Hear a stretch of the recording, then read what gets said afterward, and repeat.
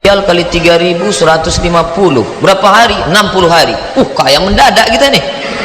Iyalah, kerjanya apa? Ngasih nasi jamaah haji. Cuman ngasih nasi aja. Iya, ngasih nasi 150. Oke. Begitu sampai barulah kami tengok, rupanya satu hari 10 kloter.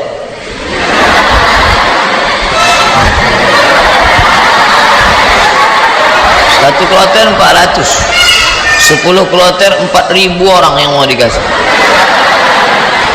Saya ngasih nasi kotak, tugas saya nasi kotak. Kawan saya yang satu nih, yang sekarang di Jakarta itu bagian ngasih jeruk. Asal yang jamaah haji itu nenek-nenek dikasihnya 1, yang anak gadis dikasihnya 5. Jadi setelah jam istirahat saya bilang, ente zolim, saya bilang. Ini yang kita kasih ini bukan jeruk kita, ini punya umat. Nanti di akhirat kita akan dituntut di padang mahsyar. Kok ente kasih buktu 1 yang itu 5? Nenek itu kita kasih jeruk 1, memang tak tekunyahnya lagi gitu. Nenek gadis ini kita kasih. Jadi kalau cerita sama Ustadz itu ada saja dalilnya. Jadi saya kalah dan dia sekarang alhamdulillah setiap saya pergi haji, pergi umroh kemarin di King Abdul Aziz itu saya foto. Habis itu saya kirim ke kawan-kawan dulu, ingatkah di kau wahai kawan 20 tahun yang lalu kita di sini. 20 tahun yang lalu kita di sini bekerja, inilah setiap melihat kemah-kemah, setiap melihat atap ini terkenang kalian. Aku masih ingat kalian dulu yang membagi jeruk, nenek-nenek 1, anak gadis 5. Dibalasnya kiki. Kalian masalah. Sekarang jamaah-jamaah haji ini sombong. Jamaah haji ini tak semuanya hatinya baik, banyak juga yang sombong. Menengok kita kerja, nampaknya berkeringat berpeluh, sepele nengok kita. Panggilnya, sini bentar. Ya Pak, sudah lama jadi TKI. TKI bukan hina.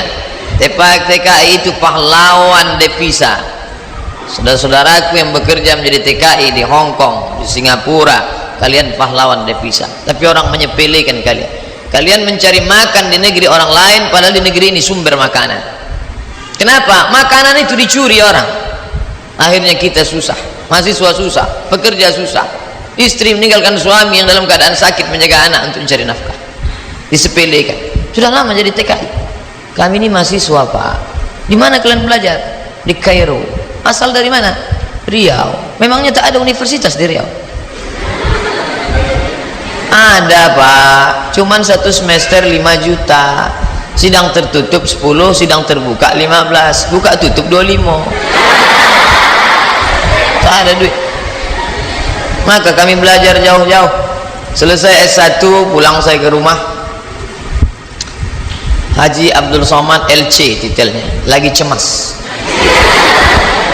Ke bawah tak berakar, ke atas tak berpucuk, tak tahu apa mau dibuat. Pulang ke rumah menengok kebun sawit ada di rumah. Banyak Pak Ustaz? Tak banyak, cukuplah untuk 7 keturunan kalau tak dijual-jual.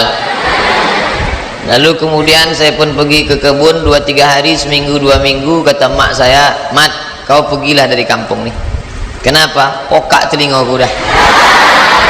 Masa kuliah di luar negeri balik ke kebun juga. Akhirnya pergi saya ke Malaysia melanjutkan S2 untuk menyelamatkan telinga mak saya. Ngambil S2. Di mana sekarang Somad? S2. Negeri ini tidak menghormati ilmu. Sampai di Malaysia jumpa sama kawan-kawan dulu yang sama sekolah. Engkau di mana sekarang nih? Aku ambil master lah. Subsidi rumah, subsidi beasiswa, subsidi, semua dapat subsidi. Kita di mana? Di parkir motor di tempat yang jauh. Begitulah keadaan. Padahal sama-sama orang Melayu, bahasa kita sama, bentuk kita sama, hidung sama-sama jongkok. Tapi nasib dia tegak, kita sujud terus. Itu yang terjadi. Saya kuliah di UKM, Universiti Kebangsaan Malaysia. Banyak orang nanya saya, kenapa tak ambil UIA? Kenapa tak ambil IIU, International Islamic University? Kenapa tak ambil Malaysia? Kenapa tak ambil UM, University Malaya? Kenapa ambil UKM? Dia tak tahu di UKM itu bisa ngutang. Tapi saya tak selesai karena saya pemburu beasiswa. Tiap hari searching, browsing, mancing, launching. www.google.com beasiswa pakai bahasa Arab, minhah dirasiyah, enter, dapatlah peluang beasiswa. Dan saya selalu masuk di warnet Fakultas Sains di UGM. Saya tak mau di fakultas saya, FPI namanya, Fakulti Pengajian Islam. Saya masuk ke Fakultas Sains karena di situ internetnya gratis. Dan orang Malaysia itu tak tanya-tanya, ditengoknya muka saya pula, muka-muka anak sains kan.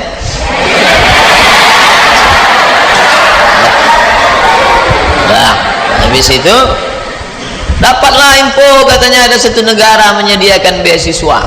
Nama lembaga yang memberi beasiswa itu AMCI, singkatan dari Ajong Marocain Cooperation International. Akhirnya saya ajukanlah proses doa minta ampun.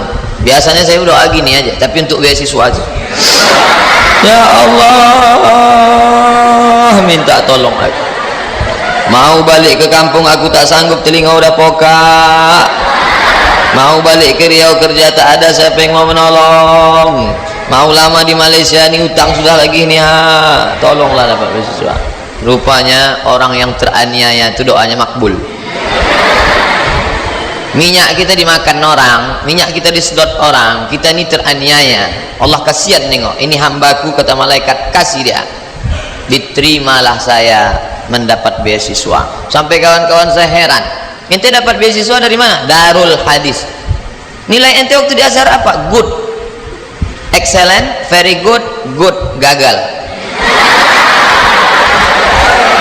Nilai saya good dan saya diterima. Tidak ada sejarah orang asing diterima di Darul Hadis dengan nilai good, semua mesti very good. Tapi saya diterima. Allah tahu, Allah kasihan. Ini wajah penuh dengan penderitaan.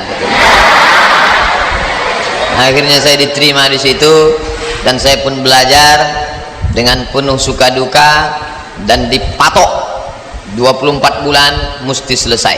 Nama titelnya DESE, Diplôme Études Supérieures Approfondies. Tapi tak saya tulis itu karena titel itu Diplôme Études Supérieures Approfondies, desa, kampung. Akhirnya saya tetap pakai yang Inggris punya, LCMA. Walaupun banyak yang nanya apa LCMA itu Pak Ustaz, lagi cemas menghadapi apa-apa dan ama-ama. LC itu diambil dari bahasa Inggris licence, diambil dari bahasa Perancis licence, artinya ijazah. Orang ini sudah punya ijazah, ajaza yujizu ijazah, dia boleh mengajar.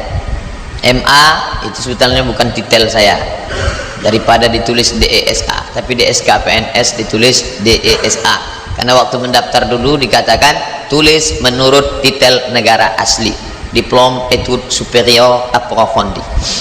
Lalu kemudian saya pun pulang membawa 2 ijazah, LC di kiri, MA di kanan. Ada orang memanggil, sinilah ngajar ke kampus kami? Tak ada. Ada orang mengangkat, karena ente sudah pontang-panting, tunggang langgang, lintang pukang, maka kami angkat menjadi PNS? Tak ada. Malah kehadiran kita dianggap sebagai ancaman, kita disepelekan, kita diremehkan. Perjuangan panjang, mau pergi kemana lagi? Tetaplah tinggal di sini. Akhirnya kabar itu datang juga, Riau Pos, beritanya kecil 2 jari, penerimaan dosen 30 orang. Datang saya membawa map ke lantai 3. Assalamualaikum. Waalaikumsalam. Kuat salamnya, semangat kan? Bu, katanya ada penerimaan dosen di sini ya? Ya, saya mau melamar jadi dosen. Kata ibu tuh, Pak, kalau mau melamar jadi dosen harus S2. Tak yakin dia saya S2.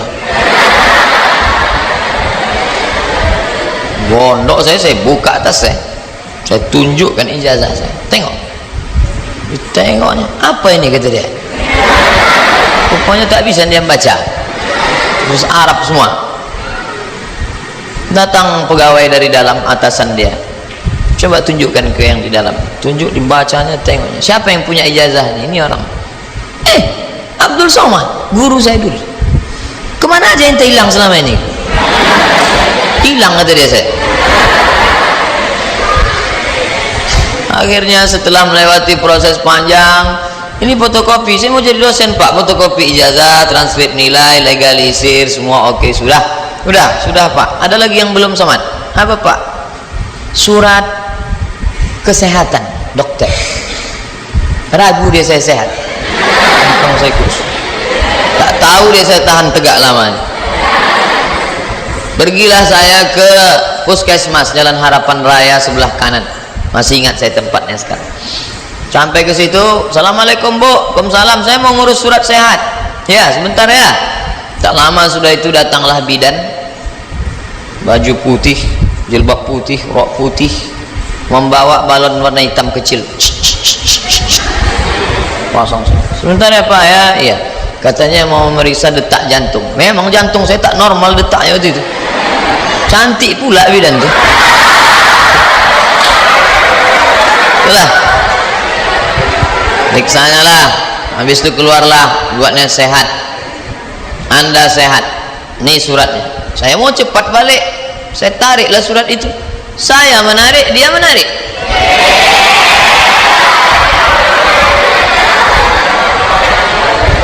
Saya tak paham apa maksudnya ini. Wani piro?